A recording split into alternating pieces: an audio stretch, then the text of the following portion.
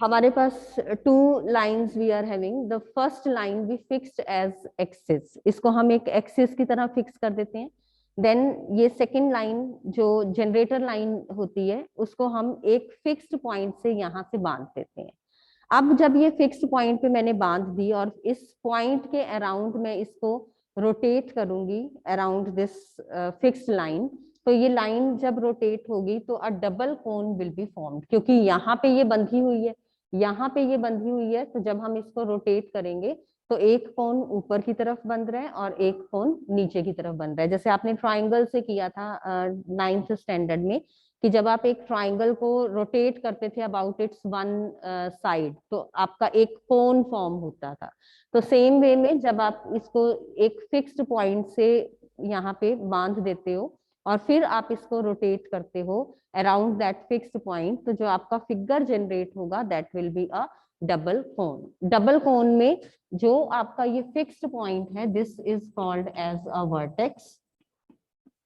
ये जो आपकी फिक्स लाइन है this is called the axis, और जिस लाइन को हमने रोटेट किया that one is the generator line, जिसने जो है जितने भी उसके मतलब पॉसिबल पोजीशंस हैं कह लो जिनको उसने जनरेट किया।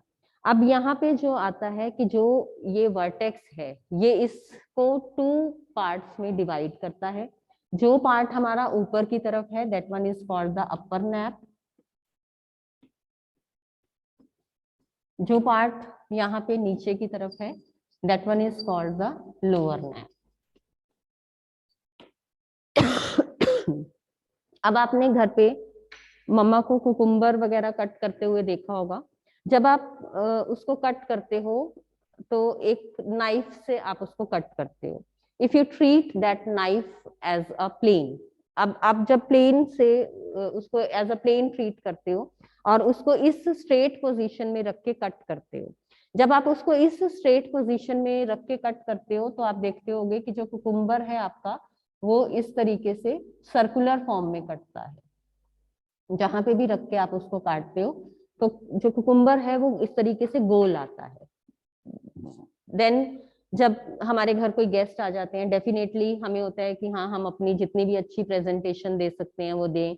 उस टाइम पे मम्मा क्या करते हैं, या आप मैरिजेस वगैरह पे या फंक्शंस पे जाते हो वहां पे क्या होता है कि जो आप देखते हो सैलेड वगैरह कटा होता है that is in the elliptical form. Elliptical form में क्या होता है, नाइफ को इस तरीके से तिरछा रख के जो है यहाँ पे इस तरीके से कट किया जाता है, तो वहां पे जो फॉर्म आती है उसकी आती है that one is the elliptical form. अगर सेम मैं नाइफ को ऐसे वर्टिकल रख के कट करूं, यानी कि अगर मैं यहां से कट करूं तो जो उसकी फॉर्म आएगी that will be the parabolic form. अब यहाँ पे एक चीज आप नोटिस करोगे कि चाहे मैंने नाइफ को ऐसे स्ट्रेट रखा, चाहे मैंने नाइफ को टिल्ट किया, चाहे मैंने नाइफ को वर्टिकल कर दिया, हम दोनों में से एट अ टाइम एक नैप को कट करने हैं। कहीं पे भी ऐसा नहीं हुआ कि जो ये है दोनों के दोनों नैप्स को नाइफ ने कट किया हो। अब जो नेक्स्ट केस आता है वो ये है कि नाइफ जो है वो दोनों के दोनों नैप्स को कट करता है। जब वो दोनों के दोनों नैप्स को कट करता है, मान लो वो इस तरीके से कट किया उसने, तो एक जो है इधर बन जाएगा, अगर मैंने इस तरीके से कट करवाया एक इधर बनेगा, यानी कि a figure somewhat like this will be formed. तो ये जो है दिस इज द हाइपरबोला। तो कॉनिक सेक्शन में we are to deal with these four.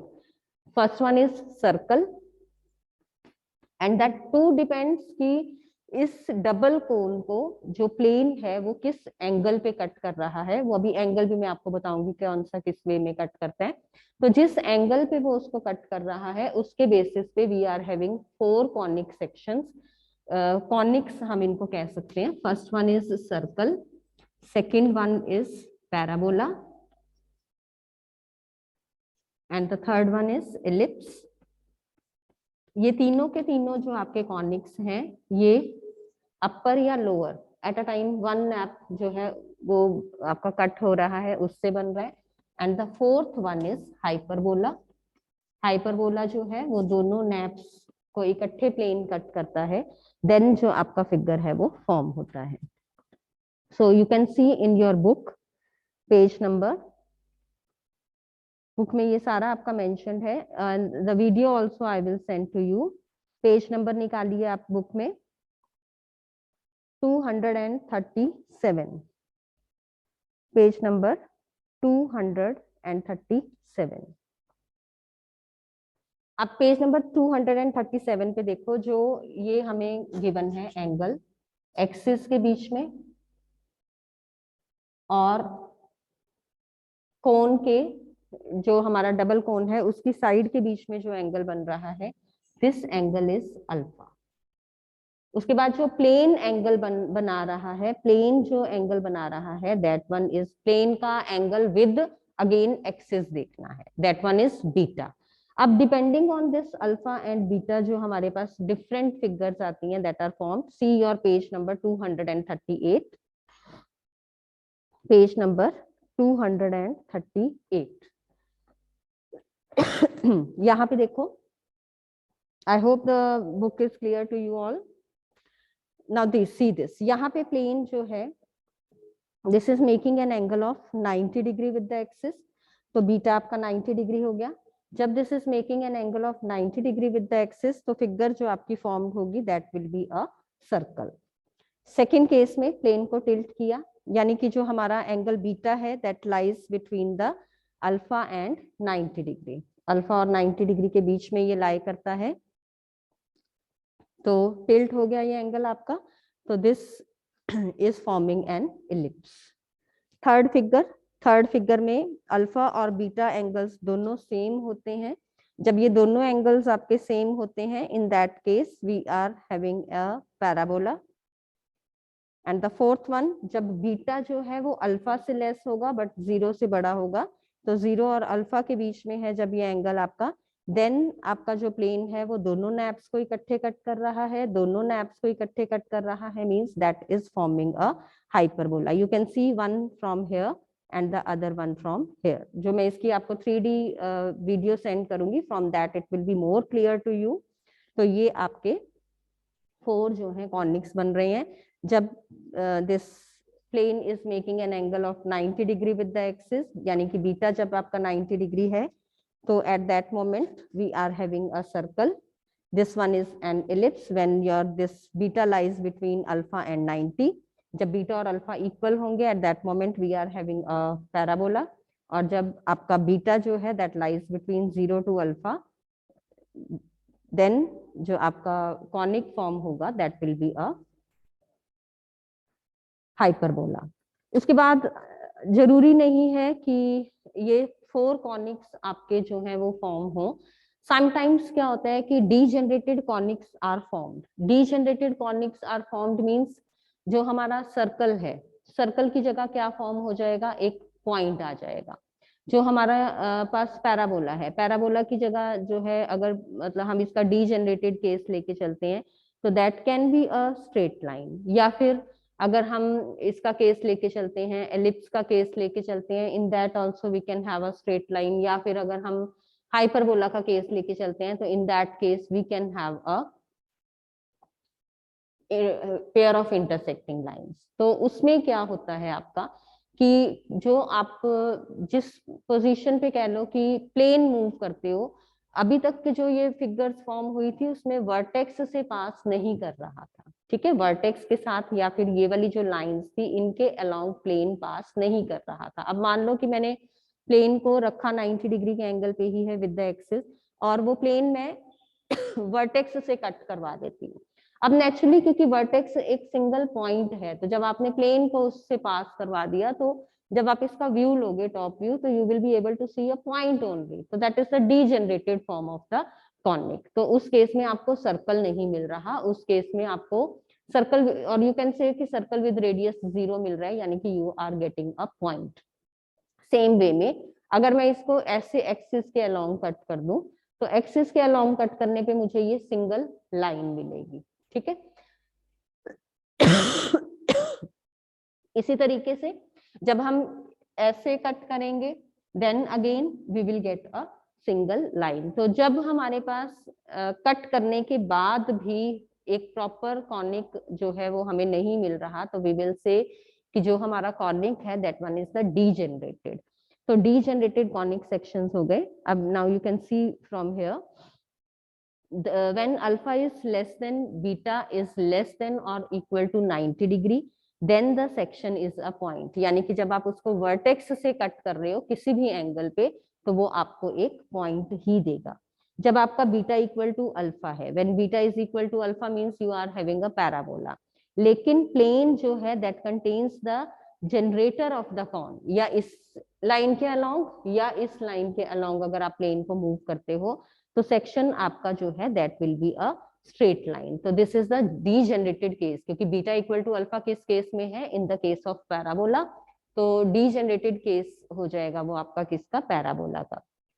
Same way में जो डीजेनरेटेड केस ऑफ हाइपरबोला है आपका, उसमें क्या होगा, you will be having a pair of intersecting lines. Now you can see this on the next page. ये next page पे देखो, ये आपको अगेन क्लियर गिवन है। यहाँ पे आपको क्या गिवन है, जो प्लेन है देखो, this is passing through the vertex. जब प्लेन वर्टेक्स से पास कर रहा है उस केस में you will get a point.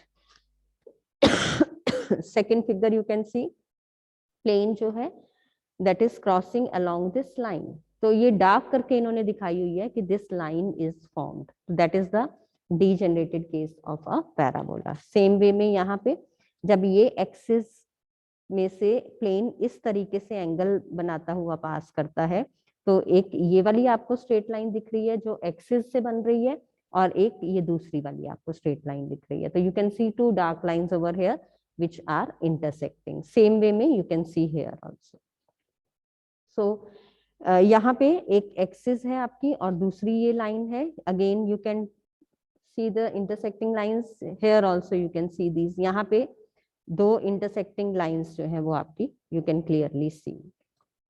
तो यहाँ पे जो आपका बीटा है that lies between 0 to alpha, यहाँ पे beta is less than alpha, यहाँ पे अल्फा और बीटा आपके देखो वर्टिकली अपोजिट एंगल्स शो हो रहे हैं, तो these will be equal, and here also alpha is equal to beta. So these are the degenerated cases.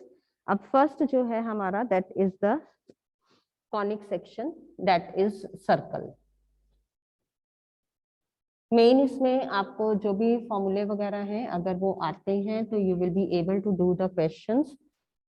Circle का सिंपल फॉर्मूला है तो वो आप लर्न कर लेंगे, और बाकी के जो है उनका मैं टेबल बनवा दूंगी, तो based on that table only you are to answer your question.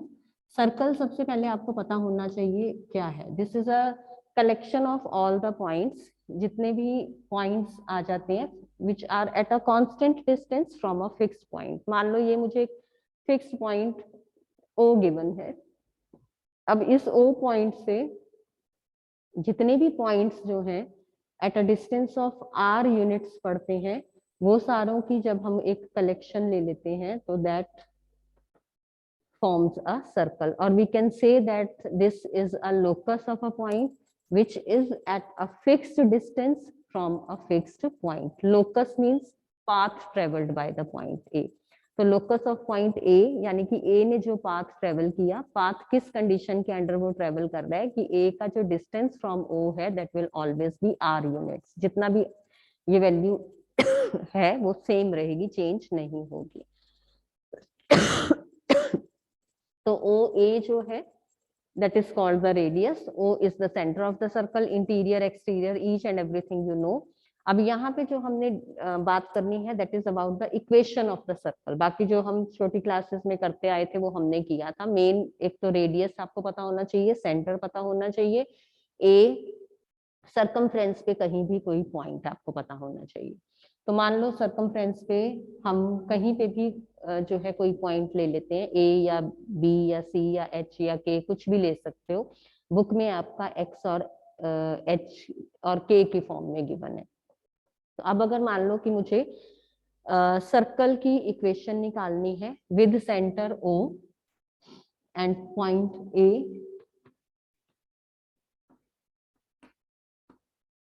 Coordinates of centre H, K given है, A के कोऑर्डिनेट्स X, Y गिवन है, and I have to find out the equation of the circle where R is the radius. तो equation of the circle जो है that will be given bye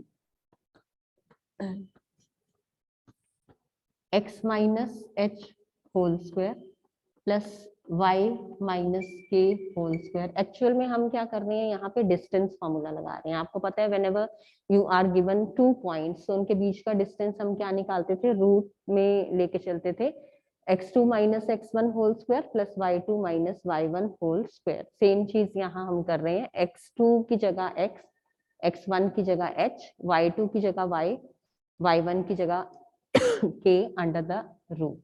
और ये distance किससे represent हो रहा है, रेडियस से, दिस इज r। तो इक्वेशन ऑफ सर्कल क्या बन गई हमारी, x minus H whole square plus y minus के whole square is equal to r square.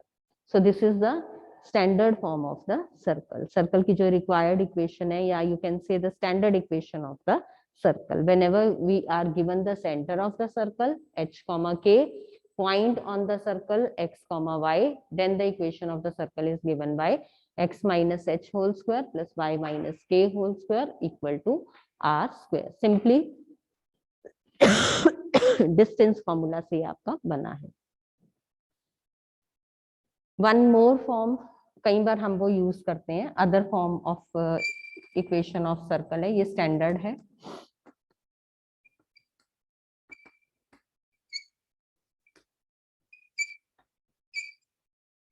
that is given as x square plus y square plus 2gx plus 2fy plus c equal to 0।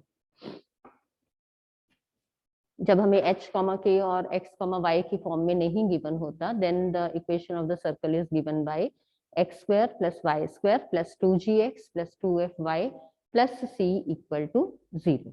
इस case में जो centre of the circle है, अच्छा एक चीज का आपने और ध्यान रखना है कि यहाँ पे एक्स स्क्वायर और वाई स्क्वायर का coefficient are always 1 and same. Same अगर नहीं होंगे तो that will not be representing a circle. और अगर यहाँ पे मोस्टली जो स्टैंडर्ड फॉर्म है उसमें 1 होता है, लेट अस सपोज कि यहाँ मान लो यहाँ 4x square plus 4y square दे दिया, तो स्टैंडर्ड फॉर्म में लाने के लिए आप डिवाइड करोगे थ्रू आउट बाई 4 और उसको 1 बनाओगे। So x square plus y square plus 2gx plus 2fy plus c equal to 0। तो center of the circle जो है that will be given by minus g comma minus f, यहाँ पे इसका half with negative sign, minus g comma minus f, and radius will be given by root g square plus f square minus c। ये वाला c है, G square plus F square minus C. ये आपकी book में given नहीं है, you can note it down, क्योंकि इससे कई क्वेश्चंस हमारे काफी इजी हो जाते हैं। तो G square plus F square minus C under the root. Now moving on to the exercise. सिर्फ यही कंसेप्ट आपका इसमें यूज होना है। One more form is there, that is the diameter form. तो उसके लिए क्या होता है वो भी लिख लो साथ ही। इसमें क्या होता है, हमें डायमीटर के एंड पॉइंट्स गिवन होते हैं, x1 y1 and x2 y2, and we are to find the equation of the circle whenever the end points of the diameter are given। so for that the formula is, diameter form भी इसको हम बोलते हैं, x minus x1 into x minus x2 plus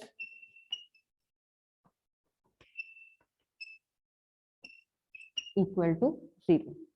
x minus x1 into x minus x2 plus y minus y1 into y minus y2 is equal to 0। So these are the equations of the circles under different conditions. Now starting with the exercise 10.11.1। अब यही फॉर्मूले आपके use होने हैं for finding out the different equations of the circles or for finding out center or radius, whatever is asked in the question. So exercise 11.1, question number 1, find the equation of the circle with center 0, 2 and radius 2।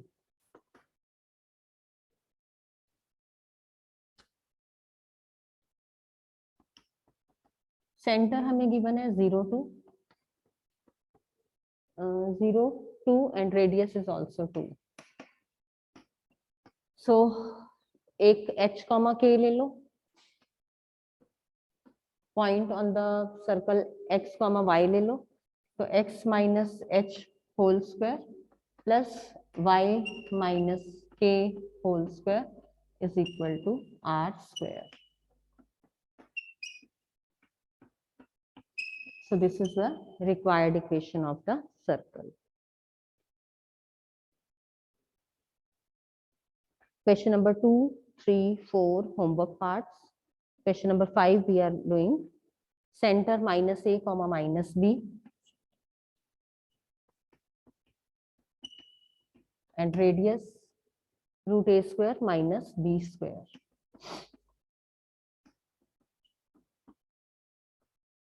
Center is minus a comma minus b and radius is root a square minus b square.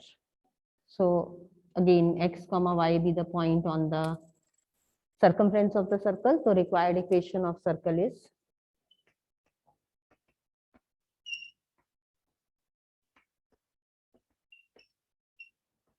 x minus h whole square plus y minus k whole square is equal to r square. Root और square आपका cancel out हो जाएगा, minus into minus आपका plus हो जाएगा. So this will be x plus a whole square plus y plus b whole square is equal to a square minus b square. आप चाहो तो इसको सिंप्लीफाई भी कर सकते हो, otherwise you can leave up to this point also, that will be correct. So this is the required equation of the circle. So अगर आपको इक्वेशन ऑफ सर्कल इस फॉर्म में गिवन है तो यू कैन इजीली सी कि जब हमें इसका सेंटर निकालना है तो जो साइन हमें यहाँ गिवन है उससे उल्टा साइन आपने लेना है.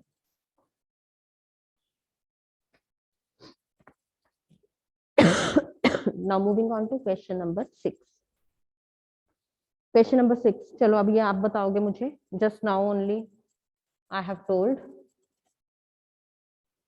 जो हमें बीच में नंबर गिवन है उसका ऑपोजिट साइन के साथ the same number will give us the centre and radius के लिए आपको उसका रूट ले लेना है.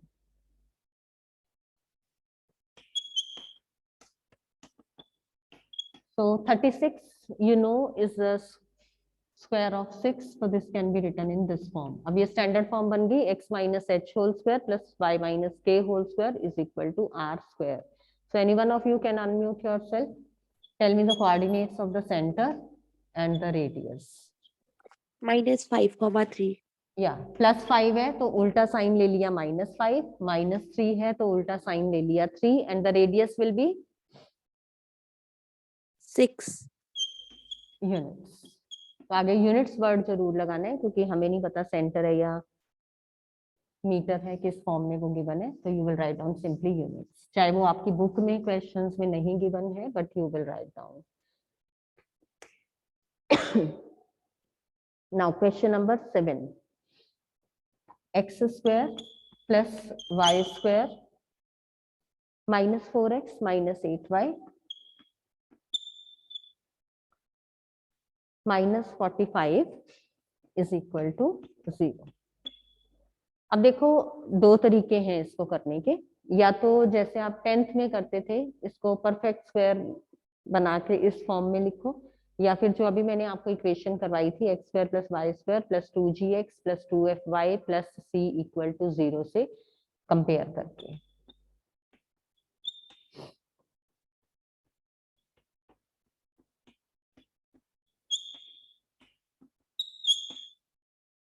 चलिए अब जब आप इसको कंपेयर करोगे तो what you will gate.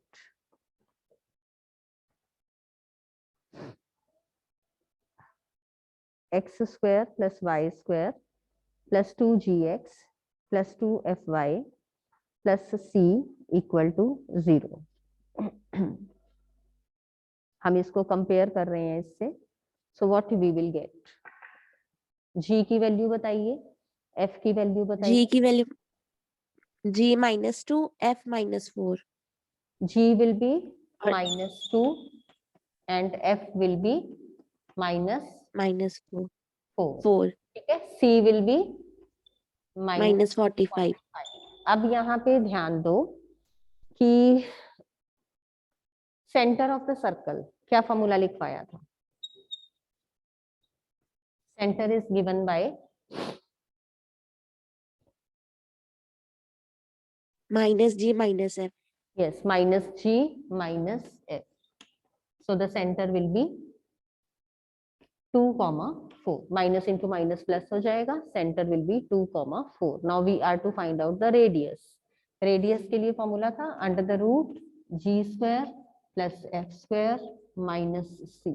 Simplify करो, वैल्यूज हैं आपके पास and get your answer.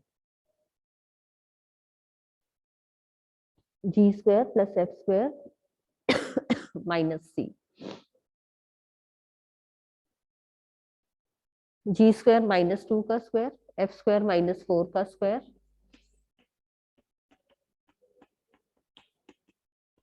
-45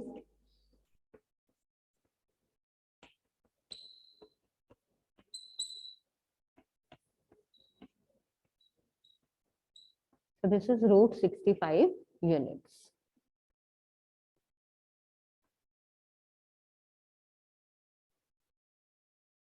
otherwise जो 10th का कंप्लीटिंग द स्क्वायर्स वाला मेथड था, you can use that, but क्योंकि वो आपका डिलीटेड था तो आई नो कि you are not aware of that method, तो you can go for this formula.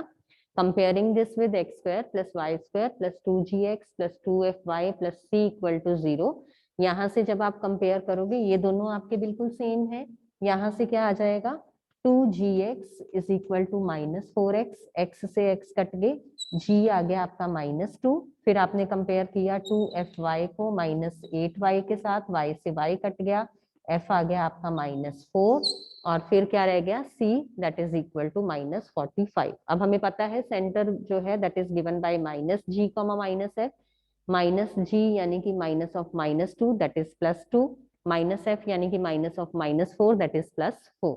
उसके बाद radius is given bye G² plus F² minus C. Put the values and get your answer. So this was your question number 7. Question number 8 and 9. 8 is similar. 9 करेंगे हम.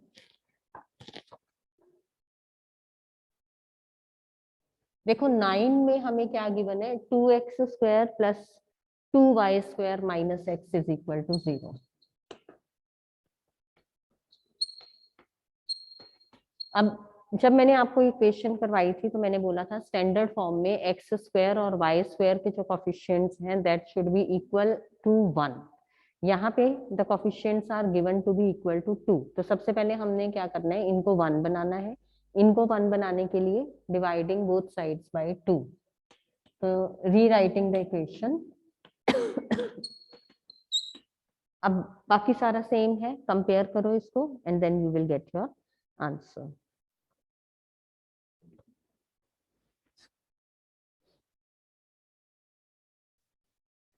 Compare करोगे तो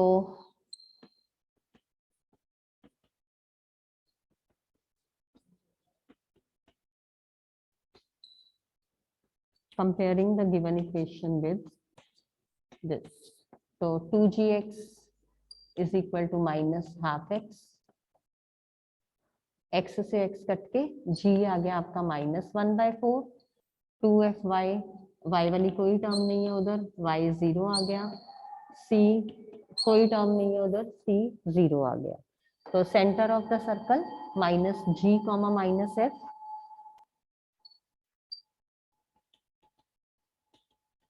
that is 1/4, f जो है आपका 0 है, y नहीं है यहाँ पे, f है. Make the correction. f आ गया आपका 0. अब आपको रेडियस कैलकुलेट करना है, तो radius is given bye G² plus F² minus C. f और C 0 यानी कि g का स्क्वायर अंडर द रूट यानी कि this is equal to g. g is -1/4. अब यहाँ पे क्योंकि रेडियस जो है आपका that can not be negative, तो G² अंडर द रूट था आपका, तो आपने पॉजिटिव वाली वैल्यू लेनी है. So the radius will be 1/4। Positive होता है radius is representing a length that can not be negative, तो आपने उसकी वैल्यू पॉजिटिव लेके चलनी है 1/4। √g² we will take as -g, उसको पॉजिटिव बनाने के लिए, and that is equal to 1/4।